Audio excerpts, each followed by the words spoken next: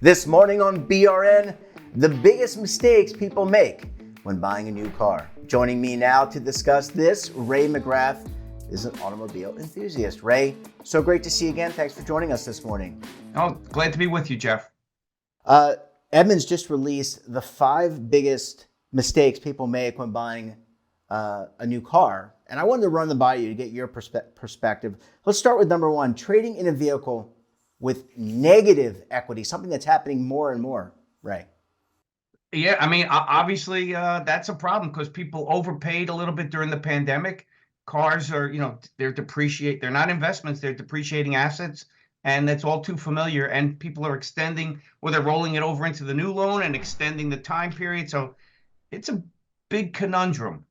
Yeah, and you make a good point. And just to pick up on that, when you have negative equity or an existing lease payment, you roll into another car, they're not just forgiving that loan, they will roll it into the new loan or the new lease. And therefore, your lease payment will go up. So you're essentially paying for 2 cars. So maybe not a great financial tactic there. No, definitely not. Let's talk about the next one here. Rushing, this one I think I've done. I think a lot of people do. Rushing into a vehicle purchase, Ray. So many people, they see the car of their dreams, the Jeep Cherokee that they wanted, the Dodge Charger, right? They see this car that they dreamed about, they rush in and buy it. Yeah, impulse buying. I mean, it's great for dealers because it helps them become more profitable. But, an educated consumer, and it's probably not the person that's watching us today, would do their research and maybe, rent a car or borrow a car for a while until they figure out what the market dynamics are. And unfortunately, not everyone does that. They want instant gratification. Well, they do. They want to get the car that sits their image of themselves, right? They're trying to portray an image. And look, we're all doing that. We dress a certain way to portray an image. I want to look like I don't know, the yuppie. Some people dress like a You look hipster, like George whatever. Clooney, sporty yet practical. Sporty yet practical. But the reality is you need to think about what you're going to buy. And we've Mhm. talked about it with you and Ashley King. What's a car insurance going to be, Ray? Because what the car you buy, whether it's the Aston Martin, which I love, or the Dodge Charger, or the Toyota RAV4, that has an impact on your car insurance too. Definitely. I mean, Hyundais, they've gotten a lot of popularity in Kias because some of them are easy to steal. Hellcats, we talked about it in the past. Teslas come with higher premiums. Yeah, so it's good to do your research. Yeah, absolutely. Let's talk about this next one. I think these all kind of dovetail into each other. Going to only one dealership. You go to the dealership, and look, I know it's a pain in the rear end. It's mileage. It's the price of gas is so expensive, but you really need to, when you do your due diligence, think about going to neighboring dealerships because you might get a better deal. And that is 100% true. Just go, and I'll pick on Honda. Just going to one Honda dealer, you're not going to get the same price as another. It's not like Walmart, really. You have to negotiate and do your research. And why is that, Ray? Is it because they're all centers of profitability? They're all in different sales. I mean, if the sales rep can sell you X, Y, and Z and mark it up to this, and you're not an educated consumer, you don't know. It's not like you're going to the 7-Eleven and buying a big gulp where it's all $1.99. It's not, that doesn't work that way because they're independent franchises, these dealerships. And what about dealer loyalty? I know someone who always buys from the same salesperson. I guess I can kind of see where that would have merits and benefits. But again, I always think of the time I'm going in to buy anything, a car, a house. Not that I bought a house recently, but there's a market, and that market exists today. So does that loyalty to your favorite car salesperson, salesman, saleswoman, whatever, pay off? I think it does because you know what? Maybe you're not overly concerned about, saving $100 here or $100 there, but if you get good service and you have a good relationship and it's someone you could trust, there's definitely a value in that. And really, I mean, I know a lot of people probably after the fact look at what that car goes for somewhere else, but I think if you're happy with doing that, why not? And especially if it's someone you have a good relationship with and they'll take care of you down the road, honor any type of warranty claims you might have. You could put a value on that if it's a comfort value. It's not always about saving $400, so to speak.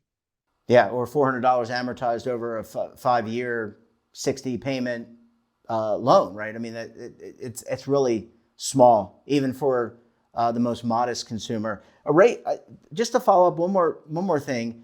You buy the car from the dealership. Do you have to get it serviced there, or do you look elsewhere for service? So say I bought it over here by company A, they're closer, and then company B also offers service. Maybe they're a little bit further, but do you have to get your car serviced at the same place you buy your dealership? Because I bet you they would like that.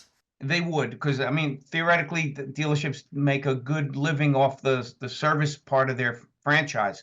But if it's Ford or General Motors, their products can basically be serviced by any. You can take your Buick to a Chevrolet dealer or vice versa. But if it's a Tesla, obviously, you're kind of in their infrastructure, so to speak. Yeah, I mean, you've got to get it serviced by Tesla. Right. They're not. Are they as individual franchises, or are they? That I don't know. I believe it's all corporate owned, because when you look at a Tesla, you're going on Tesla's website and it tells you where to pick up the. So I believe that's all. That's not the traditional dealer network that we're familiar with.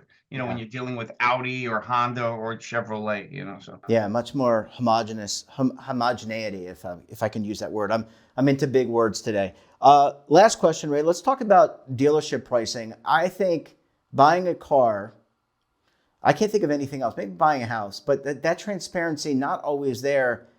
How do you align the costs of the same car from each dealer, because they all have different features and functions? It's really hard to get the same car at each dealer, meaning same color, same features. How do you figure out, how do you get that transparency?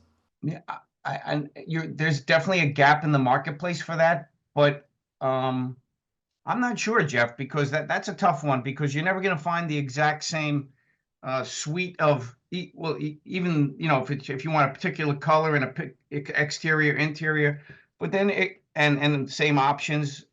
It's hard, but a lot of times you have to make concessions if or especially if you want the hot model. There's still premiums on certain vehicles where they're charging over sticker. Yeah, I wonder if it's helpful to take a piece of paper like I have here, which is the story, put some columns and say dealer A at the top, dealer B, dealer C, put the car, and then you can put the MSRP. I mean, I think you got to apply it almost like you're building a little spreadsheet. And I guess it makes sense, Ray, to get several bids, and you can do a lot of that online now. Right. And one thing you didn't mention is the extended warranty. I mean, the Oh, dealer, while you have your talk about wallet that. open, they want you to buy that extended warranty. But you have a window of where you still can buy it, a month later. And actually, there are some dealers, and I'll just say in the Midwest, that'll sell a Chevrolet warranty for a lot less than your local dealer, and it's the exact same warranty. So it's always good, if you're going to buy the warranty, if it makes you more comfortable, buy one issued by the vehicle manufacturer. So there you have a guaranteed level of service. Third-party warranty companies, little bit hazy there, and you don't always get what you're promised. Yeah, and there are a lot of commercials, by the way, I see on the local TV here, trying to sell warranties by third Oh, we parties. could probably do a But whole show on warranties, although we might get sued. I don't know. well, I don't. We would try to be open and facts and not defame anybody. Ray, we're going to have to leave it there. Thanks so much for joining us this morning. We look forward to having you back again next month. Thank you, Jeff. And don't forget to subscribe to our daily newsletter, The Morning Pulse, for all the news in one place. I'm Jeff Snyder. Stay safe, keep on saving, and don't forget, roll with the changes.